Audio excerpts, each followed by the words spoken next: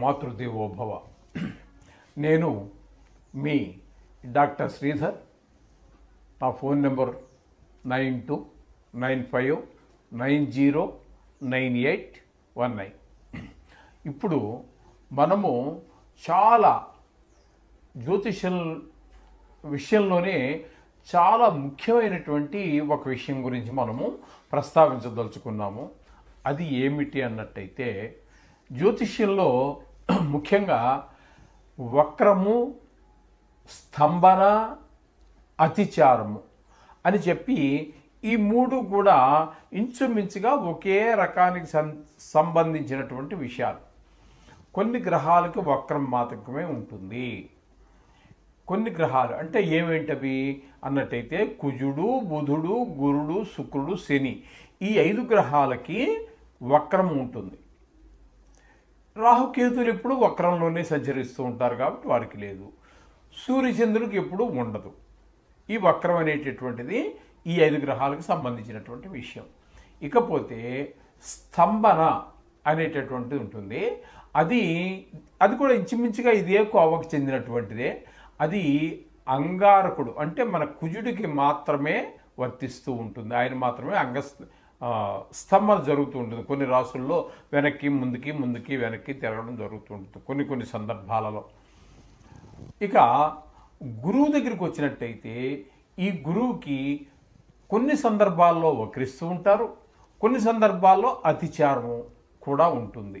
ఈ రెండు కూడా గురువుకి వర్తిస్తూ ఉంటాయి. అతిచారము అంటే ఏంటి, వక్రము అంటే ఏమిటి అంటే, ఒక గ్రహము దాని యొక్క పరిధి, దాని యొక్క కక్ష్యలో తిరిగేటప్పుడు అన్నిటి కక్ష్యలు ఒకే డిస్టెన్స్లో ఒకే దూరంలో ఉండవు. కొన్నిటి యొక్క కక్ష్య చాలా చిన్నదిగా ఉంటుంది, కొన్నిటిది పెద్దదిగా ఉంటుంది. ఈ చిన్న కక్ష్యలో తిరిగేటటువంటి ఈ రవి, బుధుడు వీళ్ళు ఉన్న చూడు ఇంచుమించుగా నెల తిరుగుతారు కాబట్టి వారి కక్ష్య చాలా చిన్నదిగా ఉంటుంది. అలాగే ఒక శుక్రున్నో మరి ఎవరో పెద్ద గ్రహాలు కనుక తీసుకున్నట్టయితే వారు బాగా పెద్దది ఉంటుంది. ఒక వృత్తం పూర్తిగా చూసుకురావాలి అన్నట్టయితే 12 రాసుల్ని వాళ్ళకి చాలా టైం పడుతుంది. అందుచేత వీళ్ళకి ఏంటంటే కొంచెం పెద్దగా ఉంటుంది కాబట్టి అలా ఆ కారణం చేత ఆ ముందుకు వెళ్ళినటువంటి చిన్న వృత్తంలో తిరిగేటటువంటి గ్రహం ముందుకు వెళ్ళినట్టుగా మనకు కనిపిస్తుంది. ఈ పెద్ద వృత్తంలో తిరిగేటటువంటిది వెనక్కి పడినట్టుగా కనిపిస్తుంది. నిజానికైతే వక్రము అనేది లేదు, కానీ ఫలితాలైతే అవే ఫలితాలు ఇస్తూ ఉంటాయి. వక్రం నుంచి చూసినా అక్కడి నుంచే ఏ స్థానంలో ఆయన కరెక్ట్గానే తిరుగుతున్నాడు, కానీ ఆయన అక్కడి నుంచి ఆ గ్రహం యొక్క రేస్ అంటే కిరణాలు ఏవైతే ఈ భూమి మీద ఉన్నటువంటి ఈ మానవుడి మీద పడుతున్నాయో ఆ ప్రదేశంలో ఉన్నటువంటి ఆ రేస్ యొక్క ప్రభావమే మనిషి మీద కనిపిస్తూ ఉంటుంది. ఇది వక్రము. ఇక్కడ అతిచారము అంటే నిజానికి గురువు ఒక రాశిలో 1 సంవత్సర కాలం పాటు ఉండాలి. కొన్ని అలాగే ఉంటారు కూడా. అప్పుడప్పుడు వక్రించడం అనేది మామూలు అనుకోండి.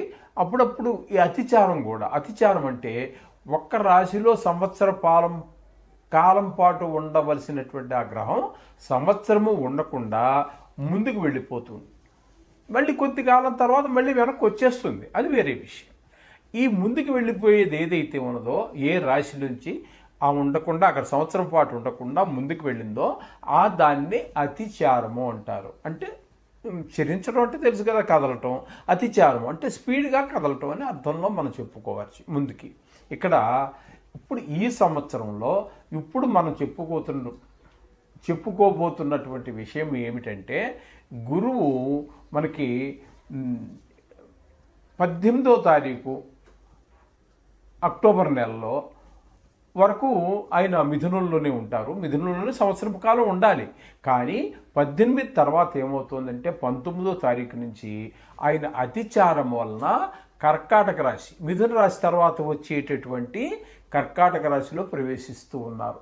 తద్వారా ఫలితాలు ఏమైనా మారుతాయా, మారితే ఎవరికి అనుకూలంగా ఉంటాయి, ఏ రాసుల వారికి 12 రాసులు కదండి, ఏ రాసుల వారికి అనుకూలమైన ఫలితాలు ఉన్నాయి, ఏ రాశుల వారికి ప్రతికూలమైన ఫలితాలు ఉంటాయి అనేటటువంటిది ఇక్కడ మనం చెప్పుకోబోతున్నాం. అయితే దీనివల్ల మామూలుగా దేశమాన కాలమాన పరిస్థితులకు వేరుగా ఉంటుంది రిజల్ట్. మామూలుగా జాతక రీత్యా మనుషులకి సంబంధించినటువంటిది మామూలు ఫలితాలనే మనం ఇస్తుంది కూడా. ఈ విధంగా ఉంటుంది. అయితే ఇక్కడ మరొక విశేషం ఏంటంటే, ఈ మధ్యలో ఈ అతిచారంగా ఉన్నటువంటి కాలంలోనే ఆయన మరలా నవంబర్ 12 నుంచి మార్చి 14 వరకు ఆయన వక్రగతిలో కూడా ఉన్నారు. అతిచారమే ఒక విశేషం అనుకుంటే, ఆ అతిచారంలో వక్రగతిలో ఉండటం అనేటటువంటి మరొక విశేషం. ఇటువంటివన్నీ కలిసి ఈ సంవత్సరంలో మనకు వస్తున్నాయి. కాబట్టి ఇప్పుడు మనం దాని గురించే చెప్పుకోబోతున్నాం. అయితే ఈ అతిచారం వల్ల మిథున రాశిలోంచి కర్కాటక రాశిలోనికి ఆయన ప్రవేశించడం ద్వారా వచ్చినటువంటి తేడా ఏమీ ఉండదు. కర్కాటక రాశిలో ఏ రాశి వారికైనా సరే, కర్కాటక రాశిలో కనుక గురుడు ఉంటే ఇప్పుడు మేషరాశి వారు ఉన్నారు, మేషరాశి వారికి కర్కాటకం 4వ రాశి అవుతోంది కాబట్టి 4వ స్థాన ఫలితాన్నే ఇస్తారు. అలాగే సింహం ఉంది, 5వ సింహం ఉందనుకోండి, వృషభం ఉందనుకోండి, వృషభానికి 3వ రాశిలో కర్కాటకం, అంతే కదండి. అంచేత 3వ రాశి ఫలితాన్ని ఇస్తారు. మిథునానికైతే 2వ స్థానంలో ఉన్నట్టుగా మనం పరిగణలో తీసుకుంటున్నాం. కర్కాటకం మిథున తర్వాత కర్కాటకమే కదండి, అంటే 2వ స్థానంలో ఫలితాన్ని ఇస్తారు. ఇప్పుడు కర్కాటకమే తీసుకున్నాం, కర్కాటకంలోకి వచ్చారు కాబట్టి అది జన్మ రాశిలో గురువు ఉంటే ఏ ఫలితాన్ని ఇస్తారో అది ఇస్తారు. అదే ఇప్పుడు మనం చెప్పుకోబోతున్నటువంటి విశేషం కూడా. అయితే ఈ వక్రంలోకి వచ్చిన తర్వాత ఫలితాలు ఏ విధంగా మారతాయా అని చాలామందికి డౌట్ ఉంది. చాలామంది నా దగ్గర నేర్చుకున్నటువంటి కొంతమంది శిష్యగణం అయితే కానివ్వండి, లేకపోతే వాళ్ళు ఈ వృత్తిలో ఉండొచ్చు, లేకపోతే వారి ఇంటి దగ్గర చదువుకున్నటువంటి ప్రాక్టీస్ చేసేవాళ్ళు కావచ్చు. చాలా చాలా చాలా ఫోన్లు నాకు ఈ వక్రం గురించి, ఈ అతిచారం గురించి, ఈ అతిచారంలోనే వక్రం గురించి చాలామంది ప్రశ్నించడం జరిగింది. అందుచేత నేను అనుకోవటం, అటు ప్రేక్షకులతో పాటుగా ఇటు ఆస్ట్రాలజీ నేర్చుకున్నటువంటి, జ్యోతిష్యం నేర్చుకుంటున్నటువంటి విద్యార్థులు కానివ్వండి, అయితే వేరే ఎవరికో చెప్పాలని కాదు, వాళ్ళకి వాళ్ళు తెలుసుకోవాలని ఉద్దేశం కానివ్వండి, వారికి ఈ సంశయాలు తీరడానికి ఇందులో అవకాశం ఉంది. ఎందుకని అంటే, ఇక్కడ వక్రంలోకి వచ్చినా కూడా అతిచారంలో ఉంటే ఏ ఫలితాన్ని ఇస్తున్నారో వక్రంలో కూడా అదే ఫలితాన్ని ఇస్తాడు గురువు. ఎందుకని అన్నట్టయితే, వక్ర మార్గంలో సంచరించేటప్పుడు గురువుకు మిగతావన్నీ కూడా వెనక స్థాన ఫలితాన్ని సూచిస్తూ ఉంటాయి. ఇది మిగతా గ్రహాలన్నీ, కుజుడు కానివ్వండి, బుధుడు కానివ్వండి, శుక్రుడు కానివ్వండి, శని కానీ, ఇవన్నీ వెనక రాశి యొక్క ఫలితాన్ని సూచించడం జరుగుతూ ఉంటుంది. ఇక్కడ గురువుకి మాత్రం ఒక ప్రత్యేకత ఉన్నదండి. అది ఏమిటి అన్నట్టయితే, వక్రించి ఏ రాశిలో ఉన్నా కూడా ఆ రాశి ఫలితాన్నే ఇస్తాడు. వక్రించినటువంటి గురువు ఏ రాశిలో ఉన్నారో దానికి వెనకటి రాశి ఫలితాలు ఇవ్వటం అనేది లేదు. ఏ రాశిలో ఉన్నారో అదే ఫలితాలు ఇస్తూ ఉన్నారు. అలాగే అతిచారం వల్ల అదే ఫలితాలు ఇస్తూ ఉన్నారు, వక్రగతిలో కూడా అదే ఫలితాలు ఇస్తున్నారు. కాబట్టి విశేషమైనటువంటి ఫలితాలు అయితే లేవు. కానీ ఇక్కడ మనం చెప్పుకోవలసినటువంటిది ఏంటంటే, ఈ గురు సంచారం వల్ల, అంటే అతిచారం వల్ల ఏ గ్రహాలకి ఏ విధమైనటువంటి ఫలితాలు ఇవ్వబోతున్నారు అనేటటువంటి సశాస్త్రీయమైన పద్ధతిలో, ఇందులో నా కవిత్వం కానీ నా సొంత అభిప్రాయాలు కానీ ఏమీ చొప్పించడం జరగదండి. శాస్త్రం ఎంతవరకు చెప్పిందో అంతవరకు మాత్రమే మీకు నేను చెప్పడం జరుగుతుంది. ఇంకా దాటి ఒక్క మాట కూడా ఇప్పుడు చెప్పలేదండి, చెప్పను కూడా ఇన్ ఫ్యూచర్లో కూడా.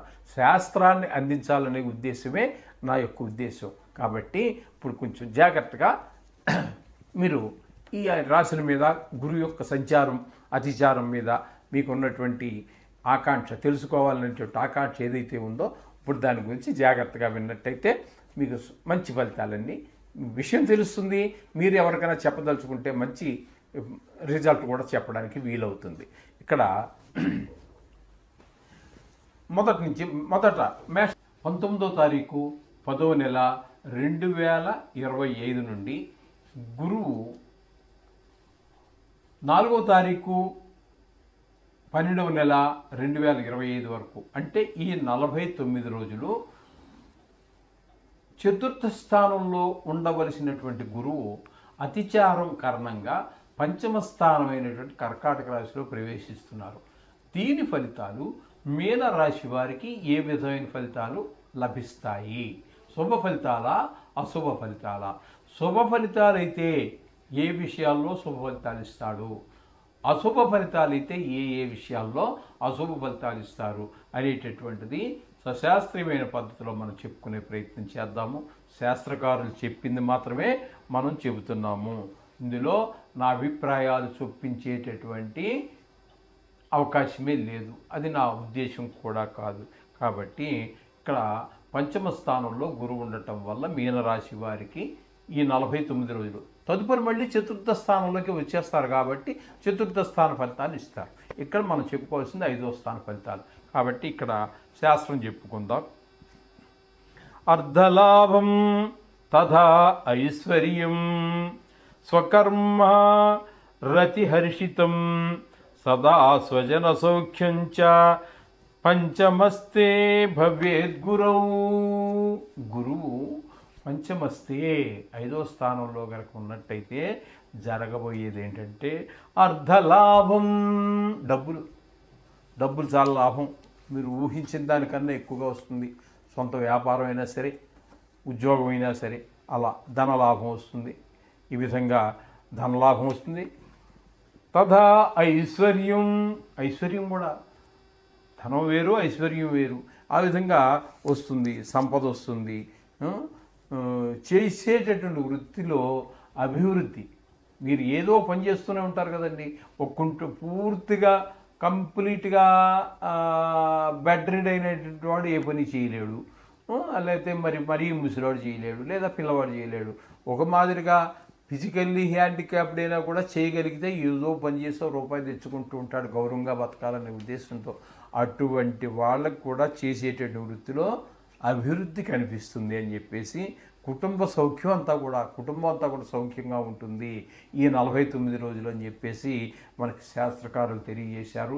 కాబట్టి వీరికి కూడా, మీనరాశి వారికి కూడా గురువు యొక్క అనుగ్రహం పరిపూర్ణంగా ఉందని చెప్పుకోవాలి. కాబట్టి ముఖ్యంగా పంచమ స్థానం అంటే వీళ్ళు చెప్పలేదు కానీ విశేషంగా చెప్పుకోవాలి అన్నట్టయితే పంచమ స్థానం 5వ స్థానం కాబట్టి మీ సంతానం కూడా మంచి అభివృద్ధి, బాగా చదువుకోవటం అవన్నీ చేస్తూ ఉంటారు. ఈ విధమైన ఫలితాలన్నీ కూడా మీకు ఈ గురువు ఇవ్వబోతున్నారు. కాబట్టి ఆయన శుభ ఫలితాలు ఇచ్చినా అశుభ ఫలితాలు ఇచ్చినా కూడా తప్పకుండా ప్రతిరోజు ఏదో అశుభ ఫలితాలు ఇచ్చినప్పుడు మొక్కుతాను, కొబ్బరికాయ కొడతాను, అలా కాదండి. శుభం ఇచ్చినా అశుభాలు ఇచ్చినా, నీటం ఇచ్చినా పాలం ఇచ్చినా నీదే భారం అంటాను చూసారా. అదేవిధంగా మనకి ఏది వచ్చినప్పటికీ కూడా నిత్యము కూడా ఆ భగవంతుని ఒక్క 2 నిమిషాలు, 24 గంటలు, 24 × 6 60 నిమిషాలు, 60 బాగా ఇచ్చారు, ఎన్ని నిమిషాలు వస్తాయి? అందులో ఒక్క 2 నిమిషాలు ఆ భగవంతుడి కోసం ఖర్చు పెట్టలేమండి. మన వెల్ఫేర్ మొత్తం, మన సంక్షేమం అంతా చూసే భగవంతుడి కోసం 2 నిమిషాలు కేటాయించండి. సర్వ సౌఖ్యాలు పొందండి. శుభం భూయాలు.